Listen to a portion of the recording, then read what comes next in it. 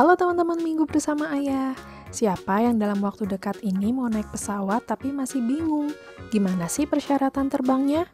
Apalagi kalau bawa anak-anak, pasti muncul pertanyaan, gimana sih syarat terbangnya untuk anak-anak? Di video kali ini, kita mau kasih info persyaratan untuk melakukan penerbangan domestik terbaru yang dikeluarkan di bulan April 2022, di mana persyaratan ini yang akan digunakan selama musim mudik lebaran tahun 2022.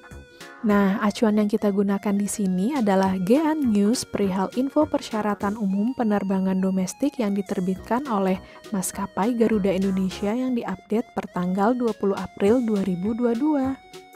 Info persyaratan ini berdasarkan SE Satgas Penanganan COVID-19 nomor 16 tahun 2022 dan Adendum SE Kementerian Perhubungan RI nomor 36 tahun 2022 dan 48 tahun 2022.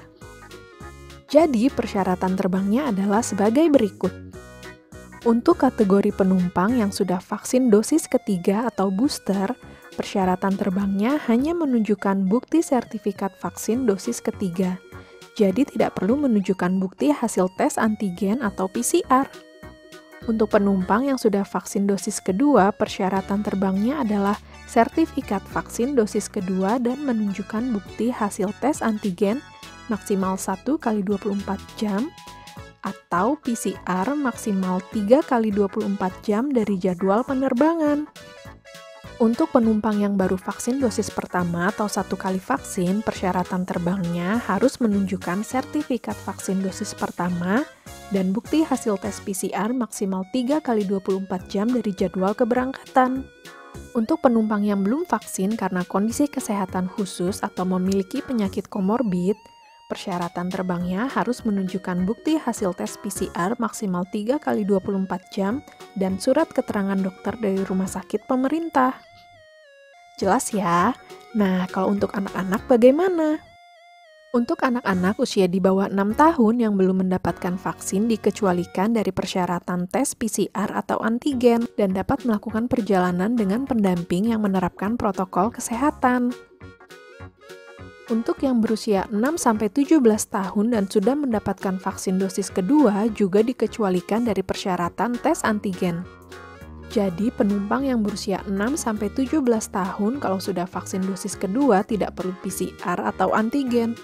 Sedangkan yang belum vaksin dosis kedua tetap harus PCR ya.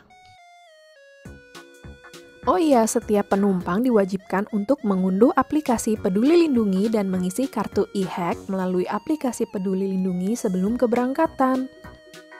Satu e-hack bisa untuk mendaftarkan 4 orang penumpang, jadi satu keluarga yang terdiri dari 4 orang bisa mengisi kartu e-hack dari satu aplikasi saja. Untuk anak-anak yang sudah vaksin, biasanya kartu vaksinnya akan masuk di aplikasi Peduli Lindungi orang tua. Pastikan sertifikat vaksin anak sudah masuk di aplikasi Peduli Lindungi orang tua ya. Sudah cukup jelas ya? Kalau masih belum jelas, boleh komen di kolom komentar ya. Sekian sharing info dari kita, semoga bermanfaat ya. Subscribe ya untuk terus ikutin info jalan-jalan bersama keluarga dari kita. Terima kasih sudah nonton. Bye!